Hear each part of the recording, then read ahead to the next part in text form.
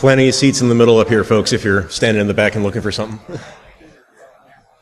It's like Southwest Airlines, though. You're last in, you're sitting somewhere in the center. So, all right. I think we're good. Good to start. All right. Hey, everyone. How's it going? My name's Joe Slowik. Today, we're going to talk about a subject near and dear to my heart as a threat intelligence analyst. We're going to talk about threat activity attribution and how the way that most people are doing it is, in my opinion, wrong. So, contentious subject off the bat. Really, this is more ecumenical. I just have a different way, or my company has a different way of looking at things than others, but we're going to go into some of the differences that surround that and why there are other ways of thinking about this process than what we're used to. So who am I? I am Joe Slowik. I am a threat intelligence analyst and adversary hunter, a much cooler title, working for Dragos, which is down the road in Hanover. Prior to that, I ran the incident response team at Los Alamos National Labs. In fact, I still live in Los Alamos, and Dragos is very happy to let me work full-time remote. So most of the time, this time of day, I'm in boxer shorts and just kind of sitting in my office doing my own thing. Before that, I was an information warfare officer in the Navy. And way before that, I didn't have a CS background. I actually dropped out of graduate school in philosophy from the University of Chicago. So that Navy philosophy background means that I can curse very eloquently, but I'm going to try to not do that here. So, what are we going to talk about today? Today we're going to talk about typical attribution because you can't rail against something unless you define what that thing is. So at least I'll present to you what I find to be typical attribution when it comes to threat intelligence work. We'll talk about what the purpose of attribution should be from the defender's perspective, go into a concept called activity groups, which will fuel a alternative definition for attribution techniques, talk about behavior-focused attribution, and then go into a couple of really cool examples that tie into some high-profile activity that's gone on in the industrial control space, because that's what I do. My company is an industrial control system security company, but I think they'll resonate because you'll recognize some of these things from recent headlines. So, traditional attribution is very similar to this terrible report that was put out by another company several years ago. So, it typically focuses on who done it. Look for some sort of identifying details within the data and tie these back to some concrete entity that we can point at and blame. In the case of this, there was a lot of really bad data involved, and while it's probably no doubt that the Iranians were doing some shenanigans at this point in time, what was put out in that report in the drive to push a narrative that, hey, the Iranians are doing all this malicious cyber activity and they're going to turn off the lights and such, resulted in some truly terrible conclusions. But enough bashing other people. Really what we're looking for is, what's the benefits of this traditional way of looking at attribution? Quite frankly, it satisfies a very primal human need. Who done it? Who do I blame? Who's at fault? I want to point a finger at someone and call them out and make them stop. It frames matters in a way that's cognitively not easy, but, it makes sense to us. We like to look at things in narratives or stories. Like, I want to tell a story that this action happened and it was the person who did it was this guy, and it resulted in these sorts of things. Well, identifying who owns that action or who performed it is very fundamental to how we want to think about things. The problem is, doing this sort of attribution is really hard. Typically, our only collection, especially unless you're in some spooky three-letter agency down the road from here, all you really got to work with are technical artifacts that you might have gathered in, an incident response scenario, harvested from public or commercial data sets. You don't really have access to things like the emails the adversaries were sending back and forth within their own network. That would be very strange. So as a result, you really have to infer intentionality from what you can observe, and those technical artifacts do a really poor job outside of broad brushstrokes. This is ransomware, this is an information stealer. It's hard to get a feel for, who's really behind this and why are they doing it. Most importantly, I think, and this doesn't get mentioned as often as it should, is that a preoccupation with trying to come up with attribution based upon an identifiable entity really plays into the possibility of cognitive biases. So if you assume that, the Russians are doing it. I'm having a problem thinking of an example off the top of my head now. Some organization that is immaterial in the grand scheme of things. The Russians are not coming after me.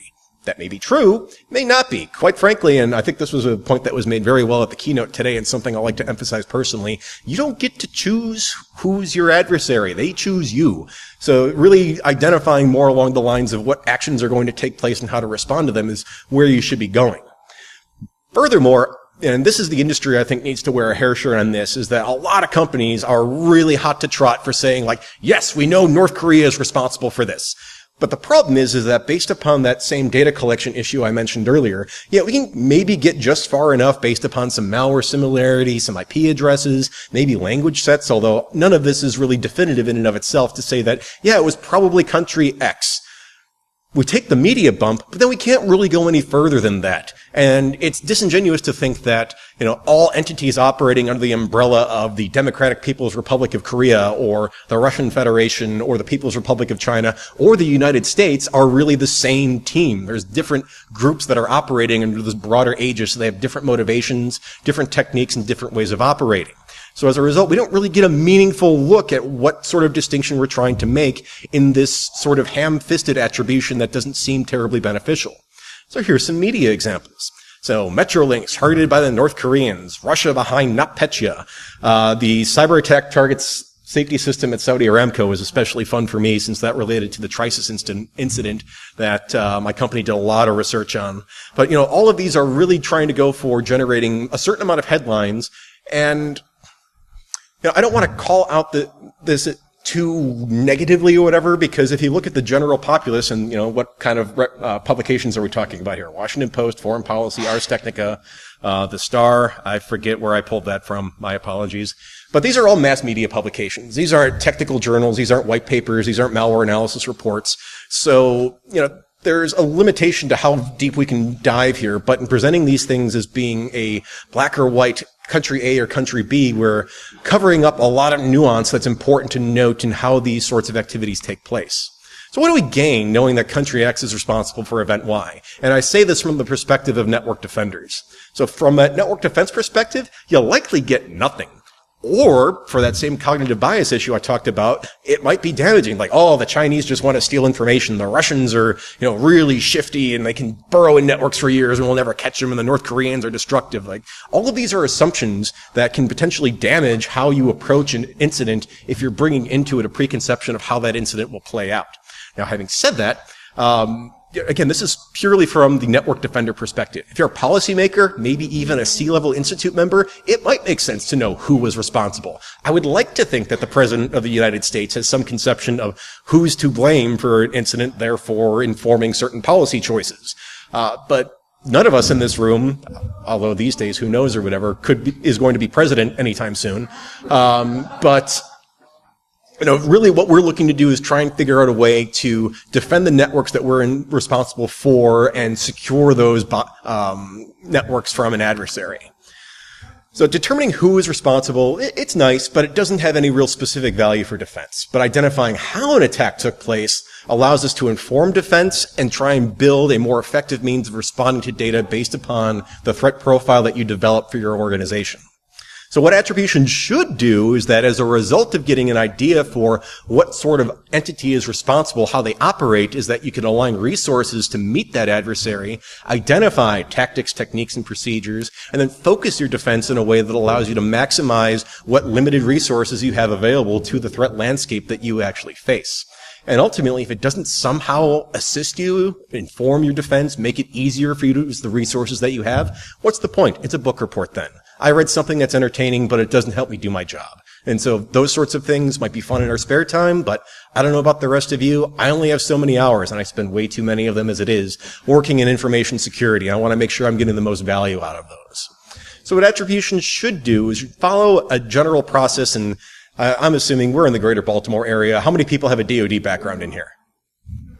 Hey, people are being honest. Okay. This will look a lot like the intelligence cycle. So really, what attribution should try and do is that an attack takes place, either against your organization or against a third party. Try and collect and aggregate data, record the context around which it happened. Then from there, start turning that raw data into information.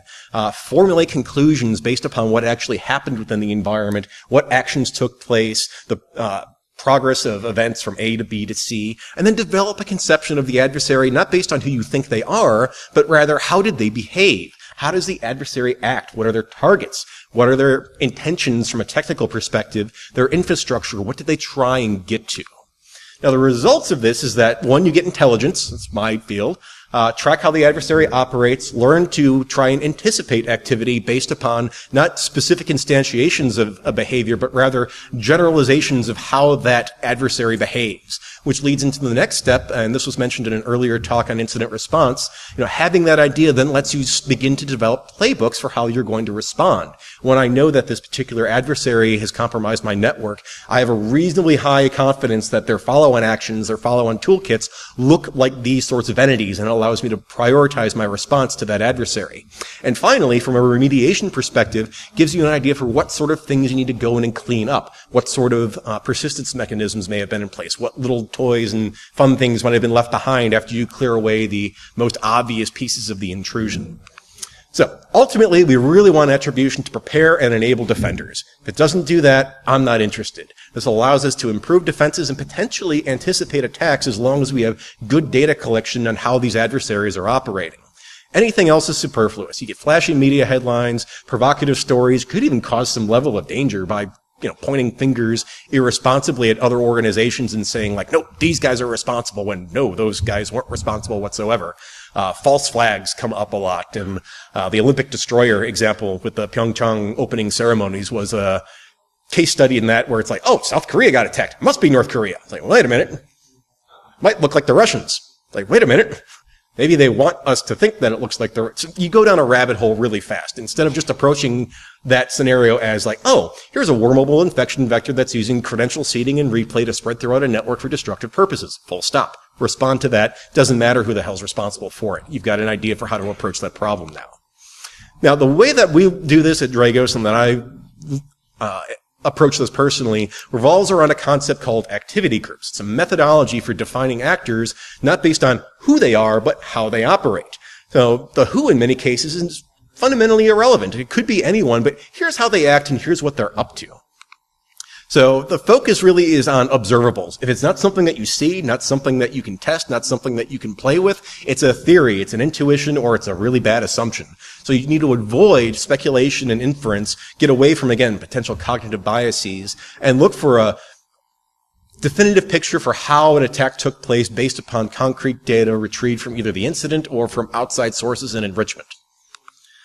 So in looking at this, I like to call out an example, going back to what I said earlier, the U.S. computer network operations activity is not a monolithic entity. Neither is Russian Federation computer network operations. Instead, you have a command authority. Vladimir Putin's up here.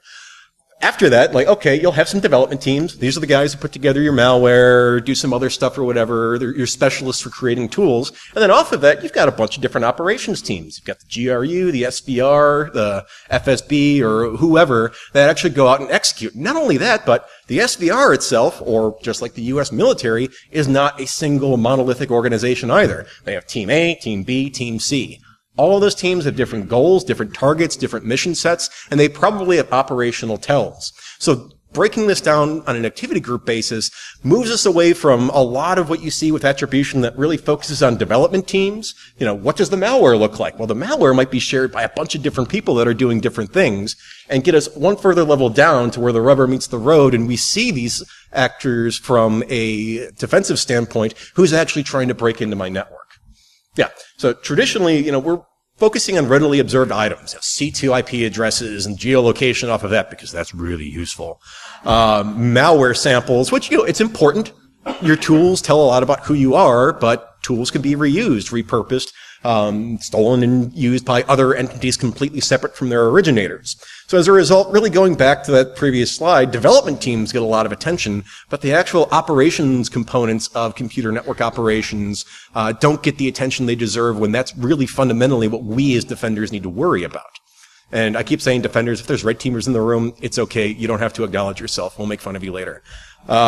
So breaking out operations is that, different operations teams can use a similar tool set for different operations. And one of the examples we'll talk about in a little bit really goes right to this point. But a behavioral approach to identifying these entities makes sure that we can actually break these out and track them from a perspective that matters to how we're going to organize and implement our defense. The goal is to identify operations teams by their behaviors and to the best that we can determine their objectives. That could be by industry vertical, could be by, distinction between data stealer versus malicious attack, disruptive attack, etc. Now, informing how we define an activity group is something that I am obligated to present as being an important document, because the man who authored it is my boss, is the diamond model of intrusion analysis. So this is something put forward by Sergio Caltagrone, my boss, and two other guys who I'm sure are important, Andrew Pendergrast and Christopher Betts, that no, it's a really good paper. I highly recommend everyone read it, but maybe not right before bedtime. But, it really does approach this idea of how to go out and, this paper specifically focuses on how to use this for intrusion analysis, but it can be extended in order to define threat intelligence activity and the sort of attribution we're talking about right now. So it's called the diamond model. I wonder what it looks like. Looks like that. So really, it's a concept where you have, at its center, here's your activity group. What defines what an activity group looks like? Well, each of these vertices, you have an adversary. Yeah, an adversary, the who, it's just one part of the whole. And not only that, it's not even the most important part.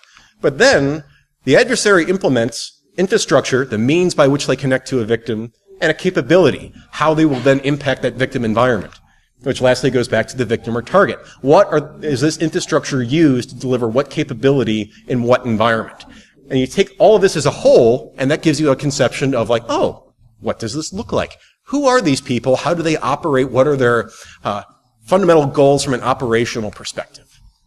So analysis in this case primarily focuses on the technical observations that are available to us, but using them in a way to abstract from the particulars to come up with a general conception of behavior. So the main things we'll focus on are infrastructure and capabilities. Like I said earlier, the adversary can be abstracted. You can give them funny names, My Little Ponies, Pokemon, something. I'm wearing my Pokemon shirt today, by the way. My daughter loves this shirt, so if you can't make it out, check it out later. And then the victim might be useful for parsing out campaigns or trying to figure out what applies to your threat model. But, it's really focusing on that middle of the diamond and looking at those technical indicators to figure out what is it that you're looking at. So infrastructure, like I said before, is simply the means through which a capability is executed. Provides a link from the adversary to the victim, the means through which a capability will be deployed. And in looking at this, you can categorize infrastructure through both atomic and behavioral or complex identifiers.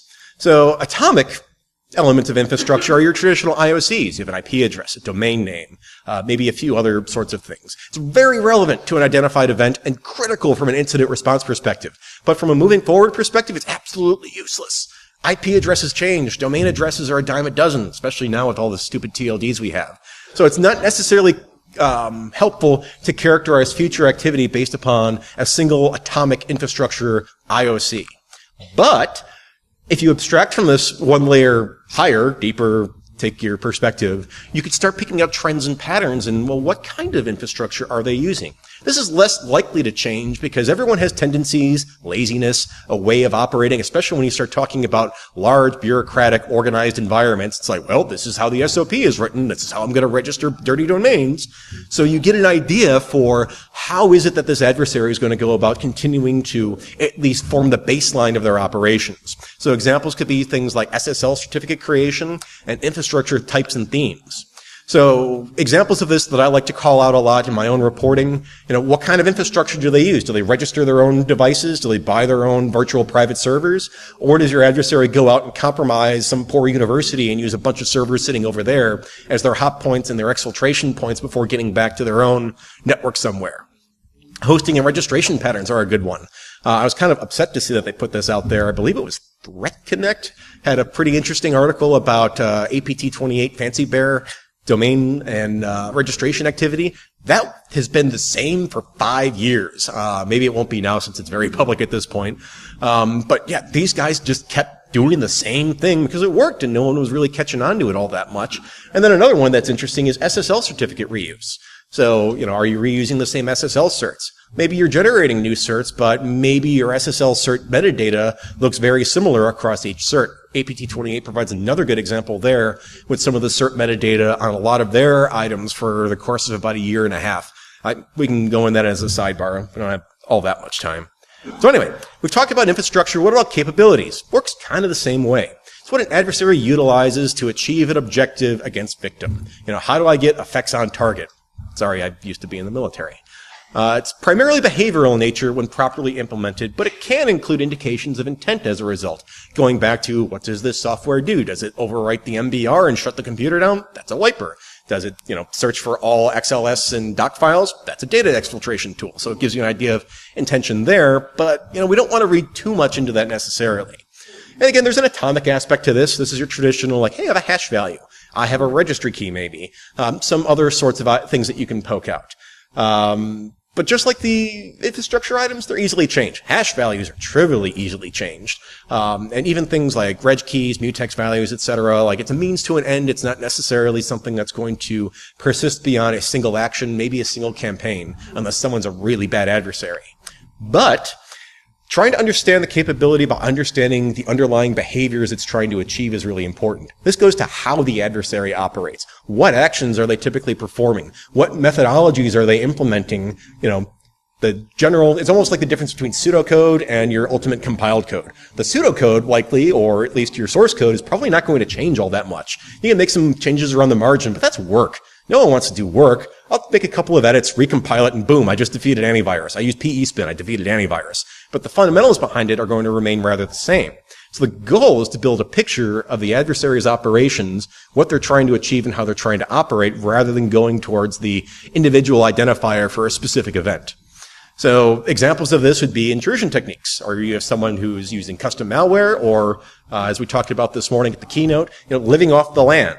What sort of coding and deployment consistencies are in place? Do they always use the same language? Are they reusing the same functions and not changing up compilers often enough that you could actually pick out specific functions in bytecode? That was the case with APT3 with a very specific time stomping function for almost 10 years. They did not change that piece of code, did not change how they were compiling their malware.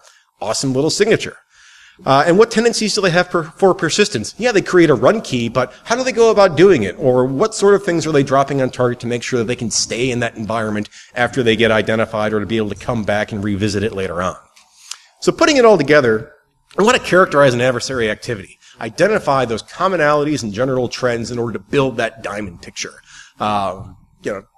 But basing this off of the observed behavior that we find as a result of intrusion events, either stuff that we witness ourselves or by doing some, hard work and digging into what data is available to us from external sources. And then design our detections and alerts around that. You don't want to detect against what someone might do. You kind of want to do, it's good to try and stay ahead of the game, but, invest your resources in the things that you know that the adversaries that you face are likely to use against you. This goes into an entire different conversation, threat profiling and identifying threat models, which is another hour on top of this, and no one wants to sit here for 2 hours, and they won't let me, so we won't get into that this time around, but happy to talk about that any time if anyone's interested. Not likely. But, so looking at this in practice, really you want to leverage all that available evidence that you have at your disposal to build this. If you're not using all the data or looking for more at every iteration, you're doing it wrong. There's always more that we can find to both capture how things change over time, as well as to improve the fidelity of the picture that we have of what activity we're observing. And when it comes to differentiation, it's a simple rule. Any two unique vertices on the diamond model means new activity group. So unique capabilities, unique target or victim, okay, that's a new activity group. Unique capabilities and infrastructure, new activity group. It allows us to try and sort out matters and break things apart based upon how we'll actually respond and react to them as we observe them. And let's talk about some examples to illustrate this. And I'm doing really good on time. I'm probably also talking really damn fast. So the first example we'll talk about is one that I rage about a lot in a number of ways because it just kind of bugs me. So ALLANITE and Dymaloy, two Dragos-specific terms in Dragonfly. These are all Russian associated. We don't do nation-state attribution at my company, but others are saying this, so we'll just say maybe it's Russian. So multiple reporting on Russian infiltration of U.S. energy and ICS-related companies in the summer of 2017. This eventually, multiple threads of reporting, technical reporting, and media reporting combined what we feel and can prove based upon the technique that I've just spent the last half an hour railing at you about, really represent multiple different activities.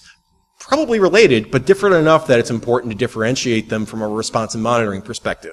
The resulting picture that we're provided as a result of the who-focused attribution is something that's less than ideal from a defender's perspective. So, going back, Washington Post published a nice little article that U.S. officials say Russian government hackers have penetrated energy and nuclear company business networks. I forget if it was WAPO or if it was the New York Times, but someone pointed out a very specific nuclear power plant in Kansas as being a victim, which was not nice. But anyway, so it's like, okay, we had this going on. The government name for this campaign was PALMETTO Fusion. That's how we referred to this activity initially for quite some time. The reason we know that is because the DHS report on that, which was TLP, wasn't red, I think it was amber, but it quickly went TLP New York Times and this got its way into the media. Anyway, after that, we had Symantec came out with, in many ways, a really good report on something that they called Dragonfly. Now, for those of you with some experience in the ICS security space, Dragonfly should ring a bell. Dragonfly was an actor that was really active in industrial control-related intrusions from about 2012 to 2014 or 15. They had a really cool piece of malware called Havix that was able to poll devices using the OPC protocol, do some other gnarly things.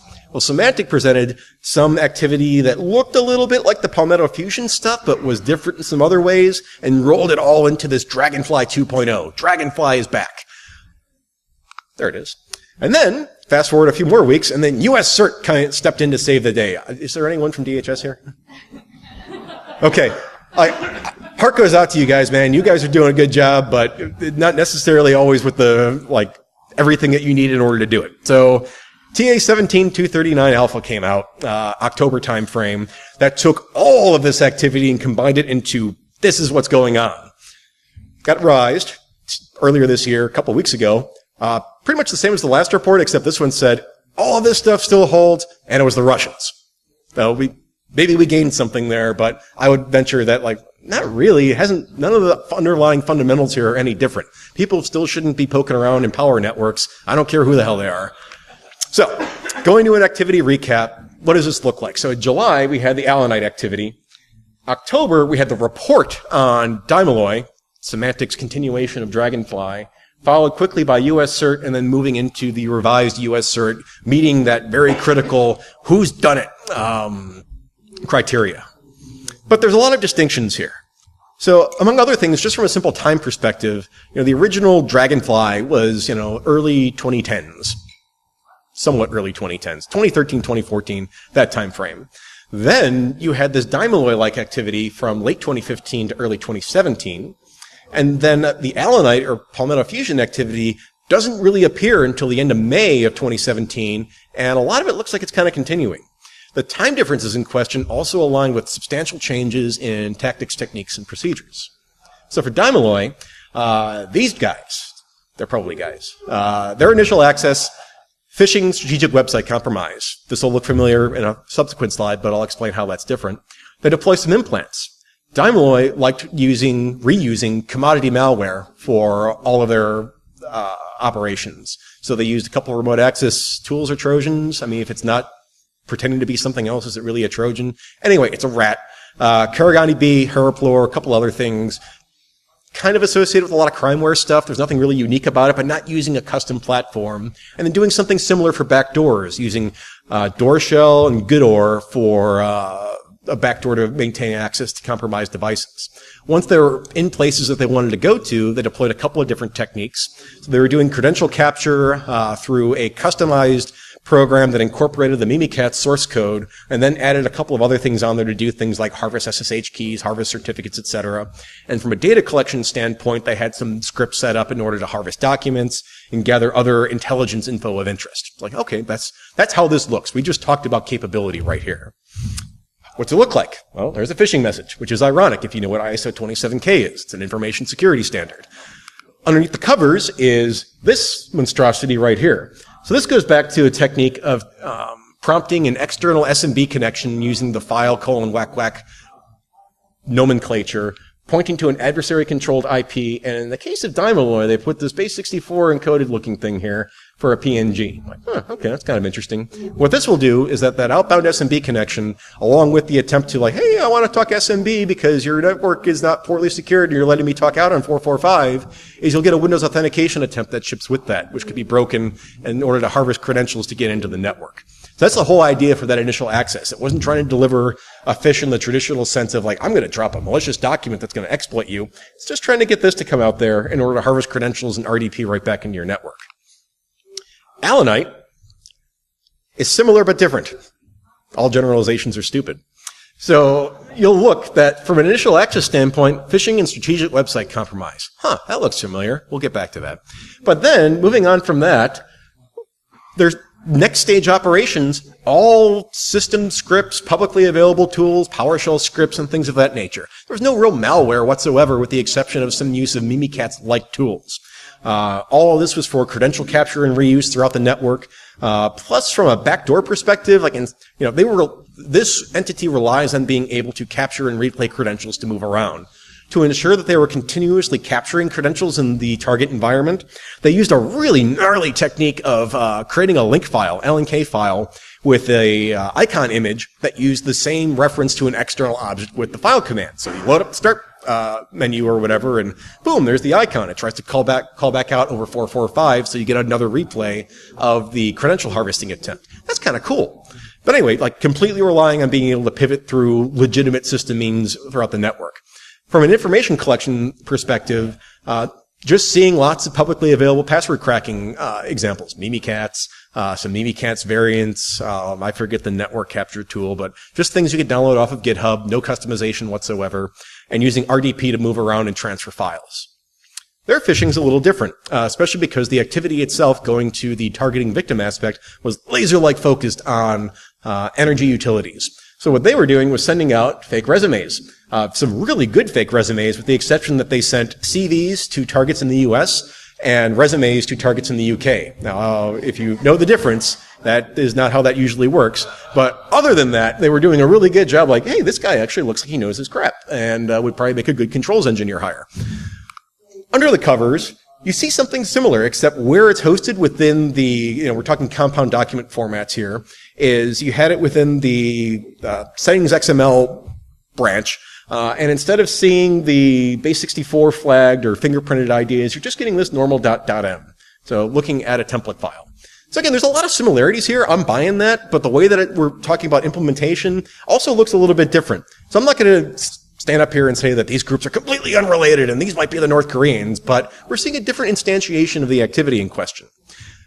But then moving away from some of these operational bits, there's some really significant targeting differences. So Dymaloy got its start in Turkey, specifically with an energy company based in Ankara, before moving on to a lot of European targets, and then some US entities got hit in the bargain. Broad-based ICS targeting, advanced manufacturing, oil and gas, electric utilities, etc. ALLANITE, however, only focused on the US and the UK, maybe Ireland. That's an open question because one of the phishing messages was just a plain text article or copy-paste article about a energy substation construction project that was having pollution impacts on a tiny river in Ireland. It's very specific. I don't know why they would care about Ireland, but, so be it. But the main thing is that all of these were focused on the energy sector. So looking at this within the components of the diamond model, we're seeing significant differences in terms of both the capabilities that were executed. Yeah, the same SMB thing is being leveraged, but being leveraged in different ways. So it could be an evolution of an existing adversary, or it could be someone, saw I believe Cisco Talos published the first public article that I know about this technique. Oh, that looks pretty cool. We'll do the same thing. And then on top of that, you have, how are they impacting host environments? How are they getting in and staying in? You got one group that's using a lot of off-the-shelf malware, the other group that's doing complete script use and living off the land techniques. And finally, in terms of what they're going after, you got one that's solely focused on US, UK electric utility environments, the other being much more broad-based ICS-related targeting.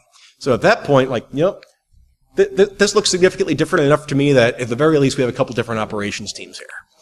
So, again, my opinion, they look substantially different from each other. Maybe I haven't convinced you. We can fight it out later in the parking lot. The main thing is they may be related. One may be an evolution of one another, but based on the available evidence, they're not the same. And making them look the same or saying that they're the same really makes it a little difficult for us to defend against it, because the implications are we've got different targeting and different techniques, which mean different responses. It's important to really bone up on your ability to detect and defend against living off the land techniques, since everyone's doing it now. It's the new hotness. But, from the perspective of, who's doing it to me, to my industry, to other organizations like me? Again, we don't have infinite security budgets. You got to focus on the things that are most relevant to you in the here and now and try and take care of other things as they come along. So if I'm prioritizing and I'm an electric utility, I'm much more worried about ALLANITE than I am about Dymaloy necessarily. And that shift in targeting indicates potential change in priorities for these groups. Combining the two as one really just makes planning a little muddy and inhibits the ideal way of allocating scarce resources in the security environment. So, Dragonfly, Dynamaloy, and ALLANITE may all be the same adversary, but different teams. Might all be Russia. That's very possible. I'm not going to say that's wrong, but they look different from each other such that, at the very least, different TTPs and targeting over time make these look like different operations teams that might be all answering to the same taskmaster at the end of the day. And based on that, we can come up with different ways of designing playbooks, response procedures, and methods of tracking these entities that both have different levels of relevance for different organizations and different plans and procedures in order to go after, respond, and remediate after an intrusion. Now, something a little different. COVELLITE, another internal Dragos term, and LAZARUS. So COVELLITE was a group that we initially discovered through some kind of scary and very focused phishing in September of 2017 that was very targeted in some very specific U.S. electric companies in a time when U.S.-North Korean relations weren't all fuzzy and warm like they are right now. We'll get back to the North Korean thing. Well, we don't have to. I said LAZARUS group. So a review of how that phishing worked, what payload was dropped, and how the document was put together indicated a really strong overlap with the LAZARUS group. Who's the LAZARUS group? One more slide, sorry. So here was publicity. So NBC News, North Korea targeted U.S. electric power companies. Like, oh, that's kind of scary. That got reported in early October. The activity itself was middle of September. LAZARUS group. So what do these guys look like? So the LAZARUS group is increasingly a catch-all for North Korean-linked activity. DHS, U.S. government, publicly refers to this as Hidden Cobra. There's a couple of other terms that are out there as well, but Hidden Cobra is kind of the all-encompassing adversary term. I don't like the whole, the LAZARUS group because it doesn't look like there's a LAZARUS group anymore. It looks like there's this catch-all for all things that look like they're North Korean, and there's a bunch of different operations that happen to reuse a lot of the same techniques. Because if you look at LAZARUS, you've got operations that range from, hey, I'm going to steal all your bitcoins, to, hey, I'm going to steal your data, to, hey, I'm going to wipe your network and say that I'm part of, I can't even remember the Sony hack goofy organization that they flagged. But the important thing is that something like LAZARUS has been active since 2012, and possibly even earlier than that, doing all sorts of dirty things all over the world. Now, the link between COVELLITE and LAZARUS is there's multiple technical overlaps. The malicious document dropper was a big giveaway because it was a very specific decoding algorithm that was applied to embedded data within the document file to drop a binary on target. And then on the malware that was dropped itself, there was overlaps in terms of the code and functionality, as well as obfuscation techniques and any analysis techniques that were deployed. Additionally, there was a little bit of infrastructure overlap, and I think this is where this group messed up. So typically, LAZARUS in general, and COVELLITE specifically, they use compromised legitimate infrastructure. A university in Mexico, a nonprofit in Western Europe, something along those lines. And typically, you see specific infrastructure per campaign. These guys messed up, though, because for the COVELLITE variant, while COVELLITE differentiated itself from the majority of other LAZARUS observables in that it did a if-else call-out to 3 different addresses upon infection, one of those addresses overlapped with a separate LAZARUS campaign that was centered around Bitcoin theft. Like, huh, you guys messed up. You forgot that one. My opinion. So yeah, reuse across campaigns kind of shoots some of that OPSEC right in the foot.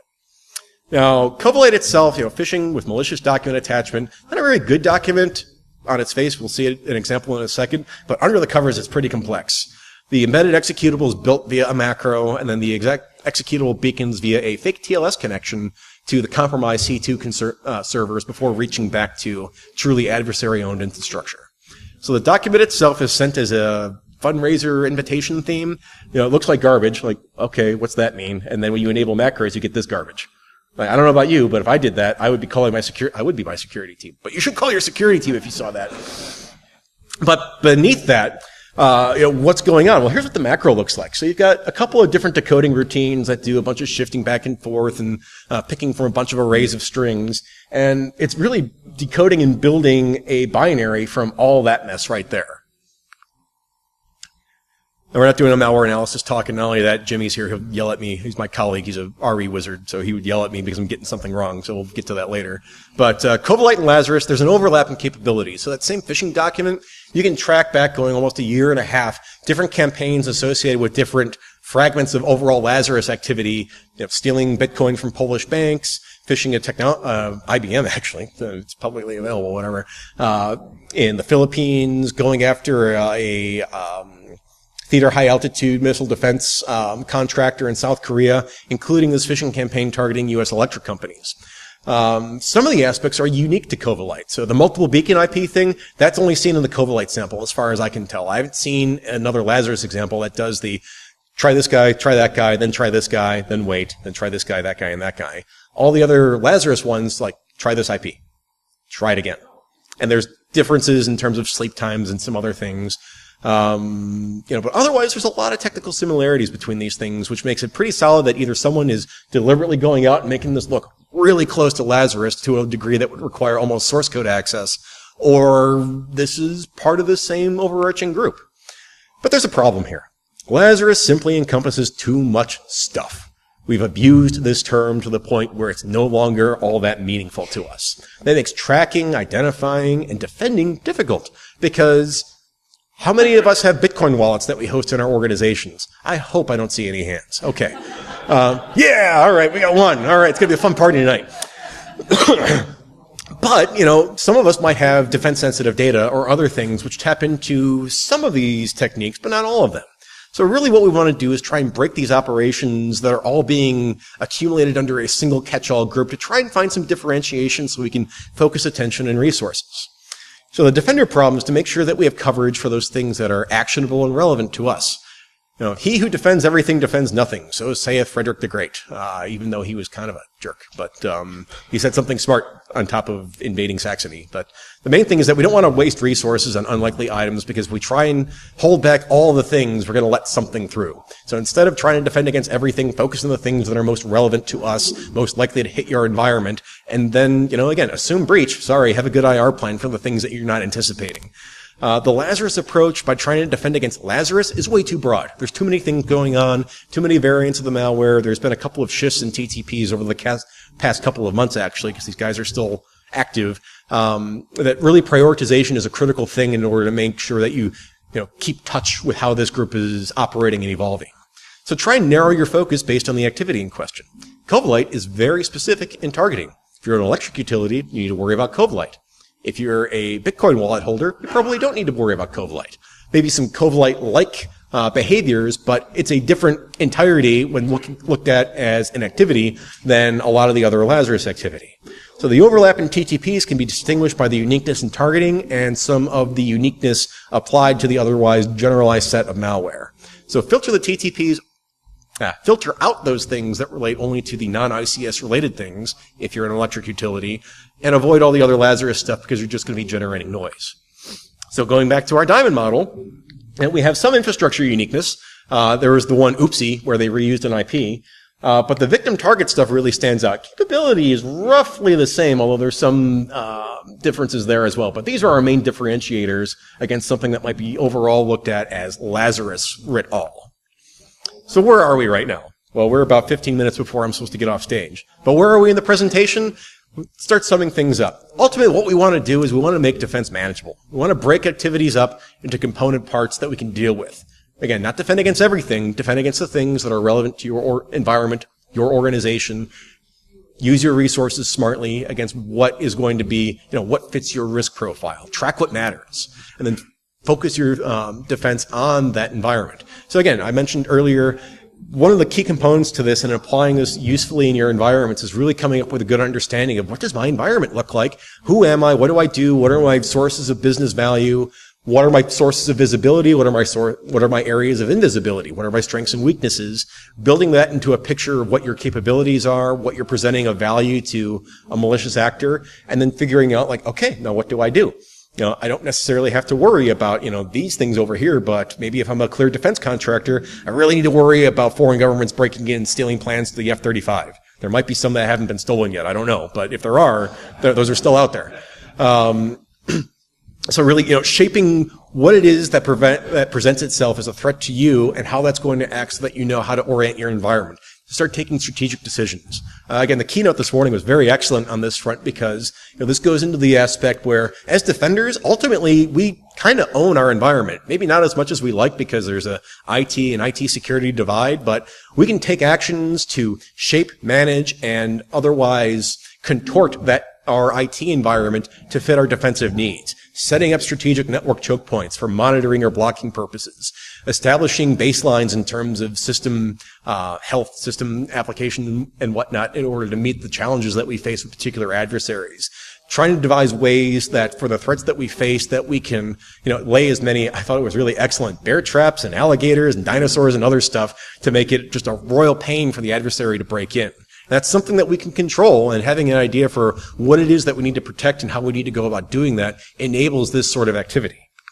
So, ultimately, going to the LAZARUS example, and something we talked about very early, is differentiating between actors, campaigns, and TTPs.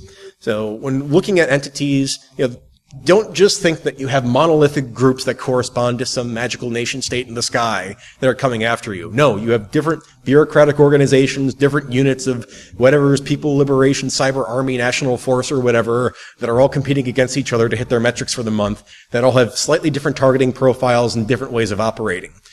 Don't fall into the trap of thinking that everyone's going to operate alike, but rather break this out into how each individual group that you can observe operates within the scope of what you need to respond to as a defender from the profile of your organization. Also note that, campaigns shift over time as well. One of the things that I think is confusing with the Daimler, ALLANITE, and going all the way back to Dragonfly example is there is a lot of similarity here. You could look at these as being campaigns that have been executed by probably the same command authority over time against very similar targets, but they've shifted over time. So is that because you've had a evolution in tactics over time, farming this out to different operational groups because the first one was out of rotation or didn't do a good enough job? But understanding that these things aren't going to be static and shaping to the TTPs that are observed within the environment is critical to, keep up with this problem. There's the the legend of the Red Queen that, she keeps running and we keep getting halfway there. Well, that's insufficient because we're never going to catch her. So you need to figure out a way to beat the damn Red Queen. Just beat her over the head with something, and overtake her. And in this case, by trying to come up with an idea of anticipating behavior within the network environment, how attack's going to look so you can shape your defense to match what your adversary is most likely to do. So let's try and draw this to a close. Attribution's really good when it's properly focused, and it's pretty damn useless when it's not. Identifying activities provide... Oops. There we go. Identifying activities provides an actionable information to defenders. You want to look for things that are going to assist, if you're management, going to help your people do their job. If you're one of those people, something that's going to assist me in making my network safer or in facilitating my ability to respond and remediate in my environment. Doing that means you focus on observables. When you assume, you make an ass out of you and me. Don't just try and read things in because of who you think is responsible. Base your conceptions of what this activity looks like off of the evidence that you have at hand and what you're able to collect through other sources. It doesn't just mean that everything that hits me forms my data set. No, you have to go out and do research. Go pull public reports, go to public data sets, try and build a broader profile, not just what was used against you, to really get a grasp for how the activity works. And maybe there's different groups that all align to a similar set of capabilities but are applying them in different ways, such as we saw with the broad scope of LAZARUS activity. So really what we're trying to go after, because we all like things that are, graphically focused and go A to B to C, is a process. Is that we want to have an activity that we can narrow down and define. Note observable items, determine their operational purpose, and then align those observations, because there's going to be no one-size-fits-all to a lot of this activity. If you don't work to relate this specifically to your environment and needs, you're doing something wrong. So you want to make sure that you align those observations and coming up with defensive planning to your needs and your network. So characterize the activities you observe then. Group them into, holes that make sense, entities that make sense, and orient to the targets and perceived interests for your organization and for your perceived adversary. And then based upon all that, you can then define a group around the characteristics you've observed. You can focus on that observable behavior and build your detection and defenses around that. And now you've arrived at, in my opinion, a much more robust way of identifying, tracking, and defending against malicious activity. So, that's all I've got, and I've got a lot of time left, so...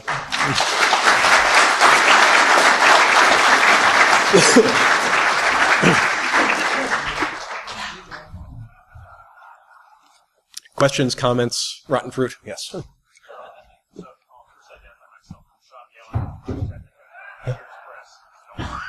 Okay.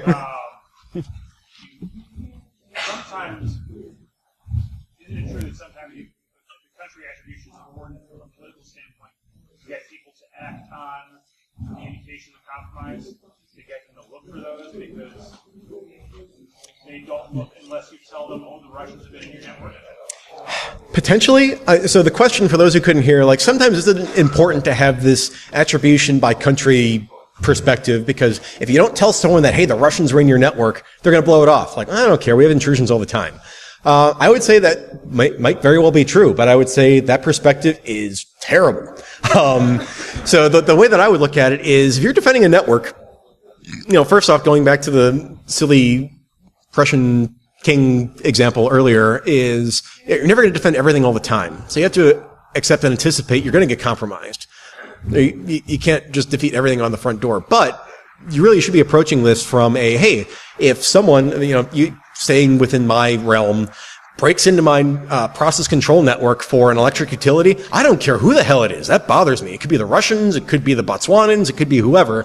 I need to start reacting. So I think it's intellectual laziness on the part of defenders, information security, to make the assumption that it's like, it's crimeware or whatever. Who cares? Well, like there hasn't been the case of certain actors behind large crimeware campaigns who also, moonlight doing things like shooting Zeus out there, and their day job happens to be working in an office building in St. Petersburg with people with guns in it and whatnot. So really it goes back to that idea of a cognitive bias that we're setting up, that just because of who's involved, that I either should care, shouldn't care, or here's how they'll operate. I think that some people might use that as a way of triaging, that it's like, oh, it's just some script kiddies in Eastern Europe or whatever. I don't care. They can mine some bitcoins and I'll kick them out.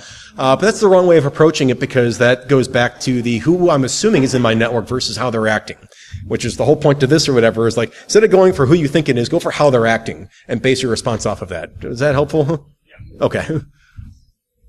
Yes. So nation state attribution is not as useful for why attribute for nations, assigned to nation states. So there's the intrusion, there's the actual nation state, and there's this thing in between, but not Mm-hmm. Why is that? What value is that? So the value, in my opinion, it's here.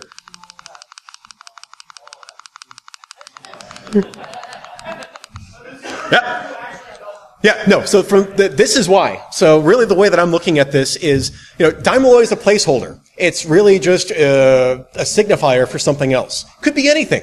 Could be Martians for all I care, but it's a collection of observables that I get an idea for, okay, when I see Daimler, I know that I'm going to, probably see, unless they've changed, unless they've shifted into something completely new, commodity like malware, the use of phishing for credential capture, RDP for initial access, with an ultimate goal for data capture and further pivoting within the network. It gives me an idea for how does this intrusion activity look like in order to do things like, the playbook example, like, all right, if I see this collection of activities or some of these, like, these are the follow-on questions that I should be asking as a way to focus my investigation and my response. It also lets me, from a targeting perspective and going to that intelligence aspect, like, all right, I know that this thing I'll call Daimler happens to be really interested in these industrial verticals.